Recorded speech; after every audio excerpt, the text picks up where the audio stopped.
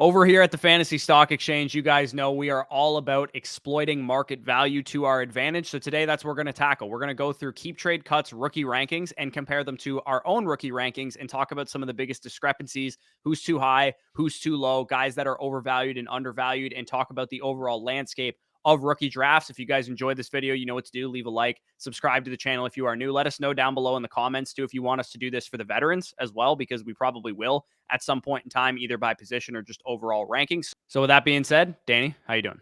Doing well and doing well. And yeah, you guys know here that we support people having conviction, but as long as you're having that market in mind when you're making your decisions, when you're making your rankings, that's the approach you need to take. So we're going to go through this video. We're going to look at that macro market. Obviously, we're going to have these individualistic takes that are going to differ from the market, but for the most part, just because you have a player, you know, fifth overall and the market has it 15th doesn't mean you should be taking him at fifth overall. You got to get that extra little bit of value. You got to exploit that market in that way.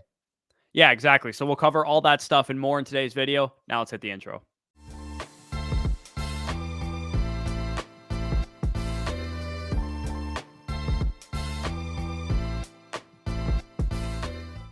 All right, so we are in the Keep Trade Cut Dynasty Rankings tab. We don't have a perfect gauge for market value, but I think Keep Trade Cut is the closest thing that we have because it's crowdsourced Dynasty information. Anybody and everybody can go on there and give their opinions, and that basically cultivates what they have here as their Dynasty Rankings. It's completely crowdsourced, so it is our best gauge of market value.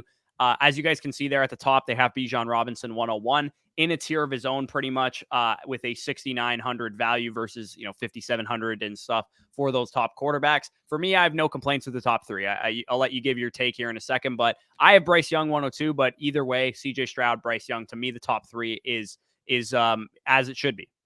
Yep, same here. I do view the top of rookie drafts this year as being a four-man tier. We'll get into the fourth man in quite a second. But in terms of the three, you nailed three out of the top four in those top three. I won't have any issue with that.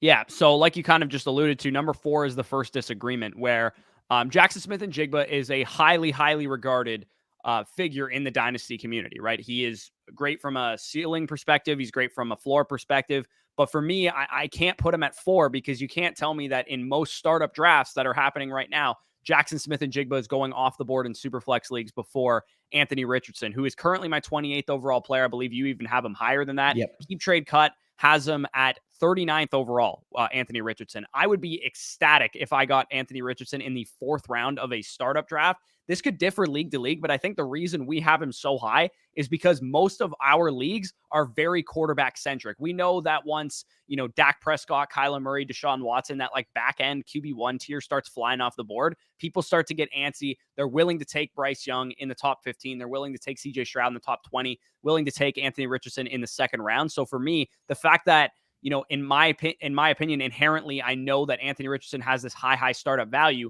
I can't reasonably take a wide receiver like Jackson Smith-Njigba above him, as good as of a prospect as Jackson Smith-Njigba is. Yeah, I agree with you wholeheartedly there. I have Anthony Richardson inside my top 20. He's my 19th overall player right now. He's actually my 3rd overall player in Superflex rookie drafts. I actually have him above CJ Stroud. I just think the upside case there is way too much to overlook, especially in comparison to a wide receiver here when you're comparing him and JSN. Like when it comes to JSN, he could have a very, very good rookie season, but I still think his ceiling would probably be the dynasty wide receiver 3. With Anthony Richardson, if he goes out there and he has a top 10 level quarterback season, we saw with Kyler Murray a couple years ago. We saw it with Justin Fields last year. The path to being a top 10 pick in dynasty startups the following year as a quarterback versus what you have to display to be able to achieve that is night and day compared to any other position. Yeah, exactly. And even if Richardson only is the, dynasty QB6 after his rookie season, that will be probably the 6th overall player off the board in startup drafts, because as quickly as, dynasty wide receivers can rise among the position group, because, you get a young wide receiver with a prospect profile like JSN. If he goes out there at balls as a rookie, he absolutely will have a case to be made for the dynasty wide receiver 3 behind those LSU wide receivers, like you said. But even still, that's only like a 1-2 turn pick in a startup versus Anthony Richardson in a quarterback centric, league market like most of you and I play in. Then he's going to be a top 5 to top 8 startup pick, and that's going to hold probably an extra first rounder rookie pick worth of value on top of a guy like Jackson Smith-Njigba. And the other thing too is as quickly as dynasty wide receivers can rise with good rookie seasons, they can also fall very quickly as well. And a lot of people don't want to talk about this range of outcomes for Jackson Smith-Njigba, and nor do I think it's actually a likely scenario. But we thought of recent dynasty darlings like N'Keal Harry, Jalen Reagor, Terrace Marshall as these bust-proof prospects, and their dynasty value tanked after their rookie season. And like I said, I'm not comparing JSN to these prospects now, but those guys were once thought of as bulletproof prospects, guys that had absolutely zero chance of busting, just as many view JSN right now. The downside risk for any wide receiver prospect exceeds the downside risk for quarterbacks, because even if Anthony Richardson doesn't play at all this year, right? He's redshirted the entire season, just like Trey Lance was basically in San Francisco. Trey Lance was still a top 2 round, top 15 overall startup pick. Even if Anthony Richardson plays and looks terrible, he's still probably going to be like a 3rd, 4th round startup pick, if I had to imagine, just like we saw with Justin Fields after his rookie season. So for me, the downside risk is actually bigger with JSN, even though I would say he's the safer prospect and the better bet for a hit. Yeah, agreed. And I mean, like when it comes to the quarterback position, you kind of outlined some scenarios where they'll fall, but they won't fall to a dramatic degree where you'll lose a ton of value. Like even Zach Wilson last year was a 4th round pick, a guy that we liked as well. I'm not going to just, take off the blame from us. Like we did like Zach Wilson a lot, despite a terrible rookie season. Like if Anthony Richardson goes out there and has a terrible rookie season, I mean, if the community was still hyping up a prospect that for the most part, the community didn't really like in Zach Wilson, just imagine a prospect that the community loves in Anthony Richardson. I think his floor next year, even if he has a bad year, would probably be the beginning of the 4th round. Yeah, and one thing that's worth mentioning too, it could be possible that part of the reason that Anthony Richardson's behind him is because there's still this like lingering draft capital question mark. But in my mind, I don't think that question mark exists anymore. And I think if we had the certainty that he was a top 10 pick, maybe the market would recognize that Anthony Richardson should be the clear 104. So I would say that is definitely worth mentioning, just because people know that Jackson Smith-Njigba was going to go in the 1st round. Anthony Richardson, up until about the combine, there was a question mark about how high he could potentially go. But I think we can move on. Outside of the top 5, the next big disagreement that I have is Jordan Addison's way too low. And I say this all the time. You guys know this, that I have Jordan Addison wide receiver 1. And even if you view JSN as wide receiver 1, I think they should at least be viewed as neck and neck. I recognize that the market prefers JSN, but they should be in the same tier, and they're not in the same tier according to Keep Trade Cut right now. Your favorite fantasy analyst had Jordan Addison wide receiver 1 or 2 heading into the combine, knowing he was small and knowing that he wasn't going to be some elite athlete. But then he weighed in at 173 pounds, which was 2 pounds lower than his listed weight, and ran a 4.49 and had pretty good agilities as well. To me, I wasn't really expecting anything different. So I dinged him a little bit because there was the off chance that he came in weighing 180, ran, high 4.3s, low 4.4. So I dinged him a little bit, but that wasn't necessarily something I was expecting. I saw on tape that he probably didn't have elite speed, that he wasn't a big wide receiver. To me, this is a tier 2 wide receiver prospect in this class, worthy of a top 5 to 7 pick, because the things that are predicted for the wide receiver position, he checks in spades. Age-adjusted production, sophomore Biletnikoff season, absolutely blew up at Pitt as a sophomore. And what I love with Daniel Jeremiah, as who, by the way, has him wide receiver 1 as well. In 2022, before his ankle injury, he didn't need to be Superman like he was at Pitt, because he was playing with Michael Jordan at quarterback, who was capable of spreading the ball around with Caleb Williams. We got confirmation that he can play on the outside as well in his 2022 season, because he played mostly in the slot at Pitt. So what more are we really looking for with Jordan Addison? Yeah, he's not 6'3", 200 pounds, running a 4.3, but he's got the best hands in the class, in my opinion, bar none. He's the best route runner in the class. He's great after the catch. He affects all 3 levels of the field, which is still a question mark about JSN, because he didn't really work downfield on the outside very much. And he was very productive. This is what we did with Chris Olave last year. We kind of just overthought a complete prospect. Yeah, no, I agree with you there. When it comes to Jordan Addison, like you kind of said, Chris Olave, Calvin Ridley, Stephon Diggs, Devontae Smith of recent years. Realistically, it's like, yeah, like you can point to the fact that he's a little bit smaller in relation to all of them, barring maybe Devontae Smith. Sure. But they all win in the same way. It's separation, it's route running, and it's understanding defensive back leverage.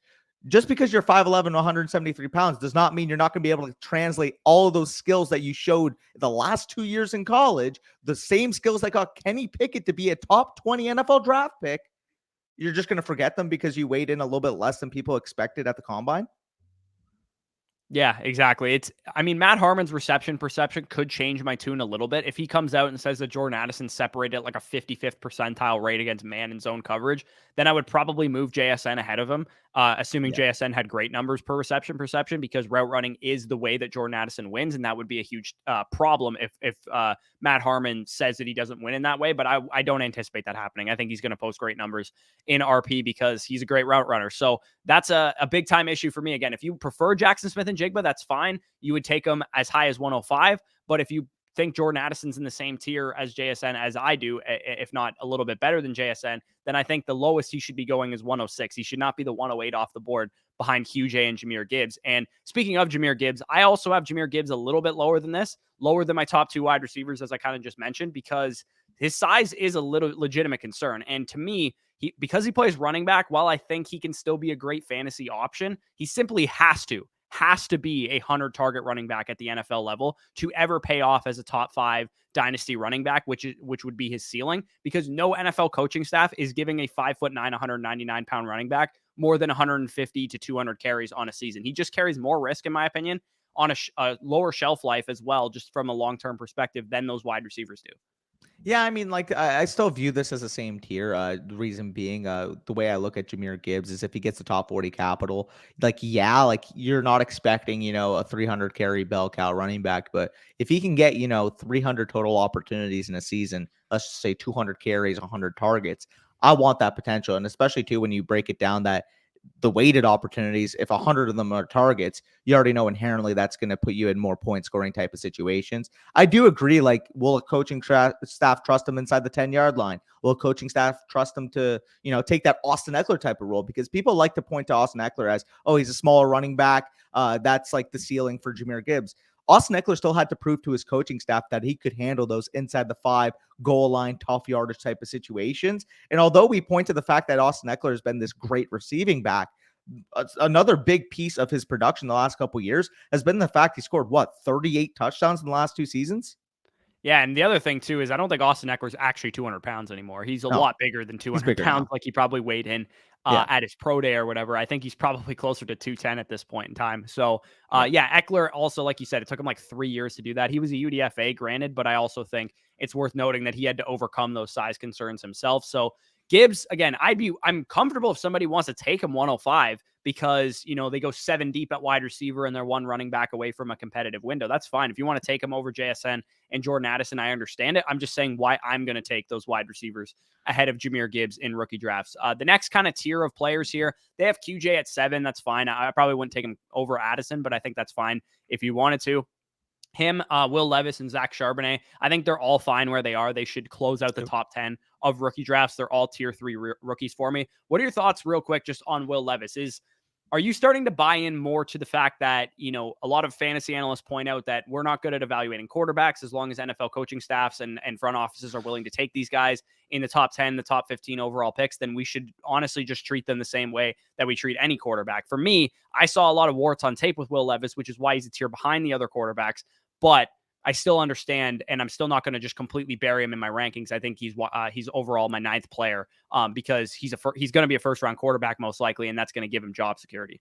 Yeah, I mean, I agree with that. Realistically, from a process perspective, you're getting a first-round quarterback with adequate size, with great arm talent, with some mobility. Like, yeah, does he have warts in his game? Is he the most consistent passer from an accuracy standpoint? Absolutely not. Is he great under pressure?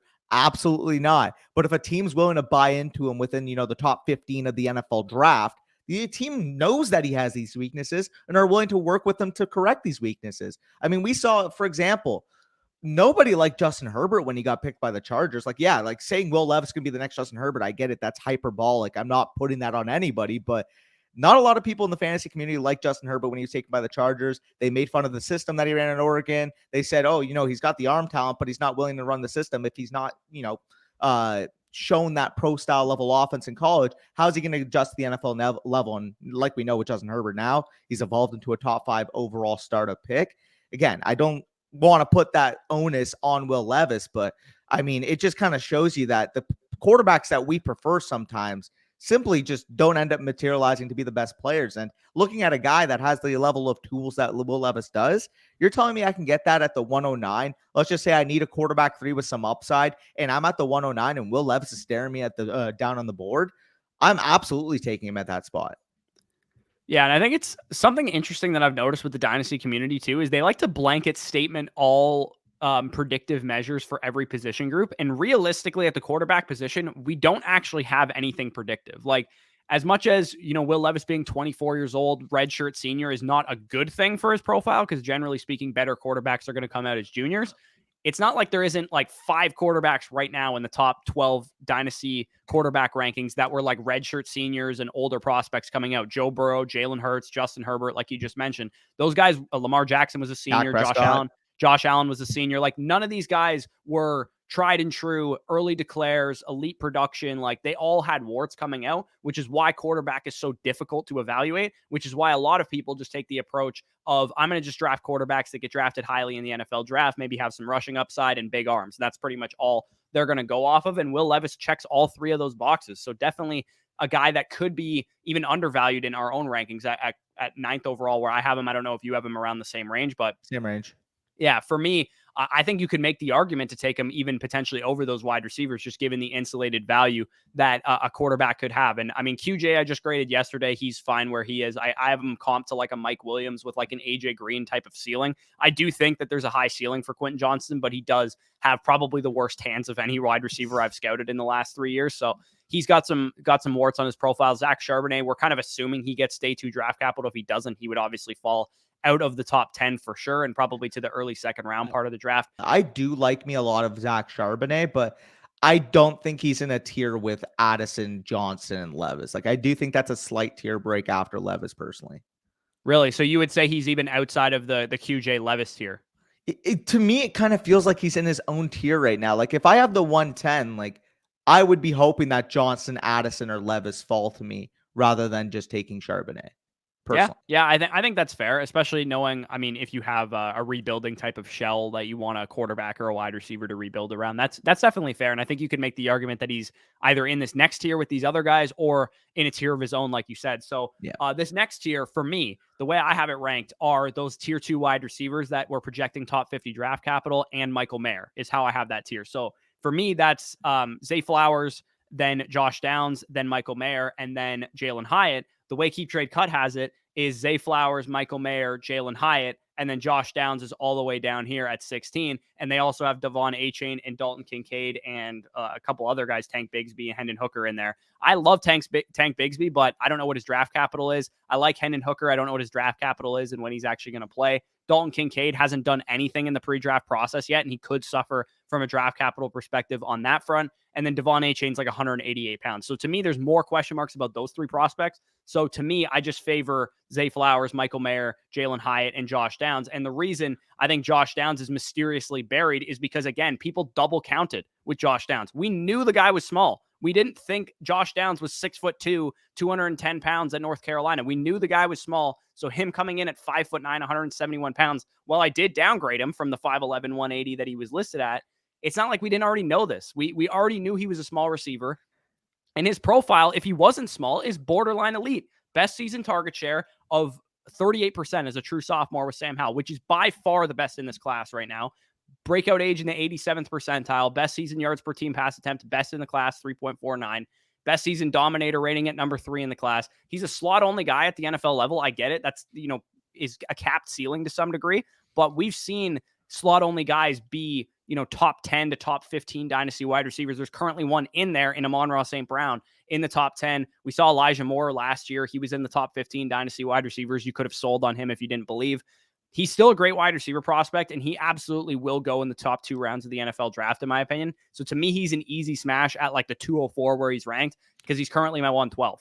Yeah, I mean, you threw some names around: Elijah Moore, Jahan Dotson, guys like that in the last couple of years, Tyler Lockett, where, yeah, like, obviously, if you had the preference of a guy being, 6 foot, 205 pounds versus 5'9", 185, you would take the bigger player. But just because he's 5'9", 185 pounds doesn't mean we should rule him out completely. Like Josh Downs, like you kind of said, is going to get the requisite draft capital. Apparently, he's expected to be selected within the pick 25 to 45 type of range, which is about where I would have saw maybe in the 42 range. A lot of mocks, for example, I could see him going to New York in the second round, hypothetically, if one of those Carolina at picks, 39. Carolina, I was going to say New York if one of those picks weren't traded for Aaron Rodgers. Carolina, like you kind of said there, maybe at the back end of the first, a team like Kansas City wants to add some speed to the offense. They select him. Overall, though, I mean, he's going to be going within the 25 to 45 range. As long as he gets that type of draft capital, we've already gone over his analytical profile, one of the better analytical profiles of the entire wide receiver group. Like, yeah, he's going to be a very coveted asset. And I wouldn't be shocked if by year 2, we're looking at 1,100 yard, 7 to 8 touchdown type of wide receiver playing in the slot. Yeah, exactly. I mean, I think you kind of summed it up on Josh Downs there. Zay Flowers and Jalen Hyatt, we're pretty confident they're going to be at least top 50 picks, if not first rounders. I'd actually put money saying that they're wide receiver 4 and 5 off the board in the NFL draft, and potentially even higher than Addison or Quentin Johnston. We've seen a couple of mocks where Zay Flowers will be like wide receiver 2 off the board or something like that. Zay Flowers adding some weight definitely helped his profile. But I mean, from an analytics perspective, Josh Downs is the better prospect. He has better production. He's an early declare, all that good stuff. And then Jalen Hyatt, also a wide receiver that's interesting in this class, who had a great Biletnikoff winning season this year. And then Michael Mayer, I still view him as tight end 1, because he pretty much checks every box from an on-field production standpoint. The only area that he falls short of the other tight ends has been athleticism. Darnell Washington's a freak of nature. Luke Musgrave's a freak of nature. You can even go deeper with Sam Laporta and Zach Kuntz. Those guys are freaks of nature. I think Dalton Kincaid probably would have tested a little bit better than Michael Mayer had he been ready for the combine or ready for his pro day. So Michael Mayer is not the greatest athlete in the world, but he does have the cleanest profile of all the tight ends, in my opinion. And I'm still willing to take him with an early second round pick, especially in tight end premium leagues where you're going to be able to get him. To me, after this tier of wide receivers and Michael Mayer, it's the Wild West. There's really nothing else that should be consensus. So I'm not going to like go through these keep trade cut rankings and nitpick and be like, oh, Hendon Hooker shouldn't be this high or Zach Evans shouldn't be this high. Because realistically, for me, at least, the tier 2 and tier 3 running backs in this class should make up this area of the draft, depending on which guys get good draft capital and landing spots. That's really all it's going to come down to. If I had to put money down on guys that I think will get good draft capital, if I had to order them after the top 3 running backs, Bijan, Jahmyr Gibbs, and Zach Charbonnet, who are the next 4 running backs? Probably, I would say who's the favorite to be RB4 off the board would probably be Tajay Spears, in my opinion. I think he's gotten a lot of buzz. He's consistently in the first 3 rounds of mock drafts for the media and for experts. I think Roschon Johnson, same thing. He's been at the Senior Bowl. He's been good at the combine. Devon Achane, like you just said, speed. Yep. We know NFL values it. He'll probably be highly coveted. I think Chase Brown had a great combine. It's possible that he gets top 3 round draft capital. And then with guys like, I don't know how NFL teams are going to take Sean Tucker's combine seriously, but I mean, he tested very well as well. Tank Bigsby, who I like, Kendre Miller, who I like. A lot of these guys, there's a possibility that they're day 3 picks, and I still would take them as late second rounders because I think they're great running back prospects. But at the same time, we could have a situation on the board, and I think this is going to be a very reasonable outcome where we're looking at a first round tight end versus a 4th round running back. If the NFL fantasy community loves Kendre Miller and he goes 4th round, and Dalton Kincaid goes 27th overall in the draft to the Bills or 28th to the Bengals or something like that, people are going to have a legitimate conundrum there. They're going to be like, do I take a tight end? Tight ends don't usually pay off early on in their career, or do I take this running back who's in a good landing spot who could get some volume right away? Yeah, no, I agree with you there. But overall, I mean, looking at some of these rankings a little later on, we can point out we got a couple names listed here that are egregiously undervalued, and I'll let you take it away with the first one. Former London Mustang Chase Brown. Yeah, I mean, Chase Brown is ridiculously undervalued here. He's going behind Kenny McIntosh, who ran like a 4.7, Max Duggan, who's literally one of the worst quarterbacks I've ever seen. When I was watching Quentin Johnston, I saw like 95 occasions where Max Duggan missed him or underthrew him or overthrew him. So I can't believe that Chase Brown is going this low, especially after the combine that he had, posting, a relative athletic score comparable to like Jerick McKinnon's, who's one of the freakier running back athletes in the league.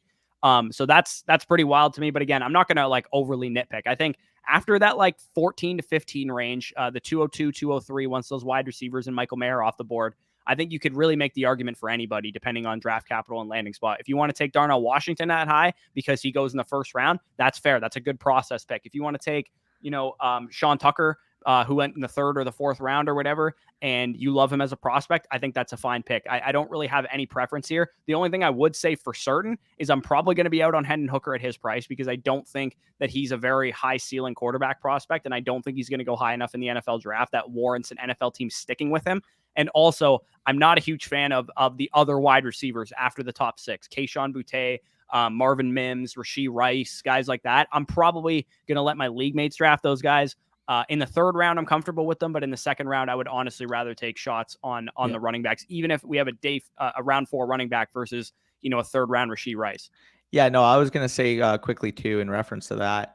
I do feel like, so we kind of know that the early second round are going to be the premier tier 3 type of running backs that go in day 2.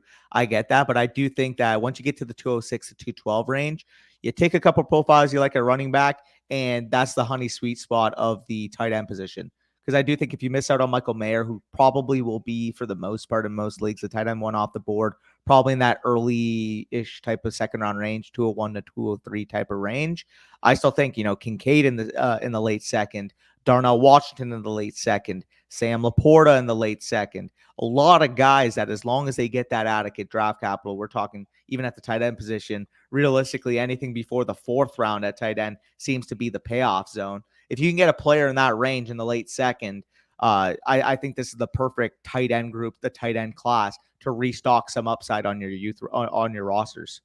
Yeah, absolutely. I think there's a lot of opportunities for you guys that have tight end needs, that if you don't want to take Michael Mayer at 203 because you can get Luke Musgrave in the 3rd round, like, I'm totally cool with people having that opinion all about opportunity cost at that point. I personally think Michael Mayer is a tier above those guys just as prospects, but I understand if people don't. So yeah, that is the end of the video. We broke down Keep Trade Cuts rankings, how they differ from our own personal rankings, and kind of the landscape of rookie drafts. We're at March 29th when we're recording this right now. I'm kind of ready to see draft capital and landing spots. We've already been talking about this class for a long time, yet we still have another month to go. And that's mid-April is the worst time to talk Dynasty fantasy football, because I feel like people are really starting to get into prospect fatigue and they start overthinking things that they shouldn't overthink. And it happened last year. I remember specifically, we started really, really overvaluing the quarterbacks that time of year, and we didn't recognize that the quarterback position was not highly valued by the NFL community.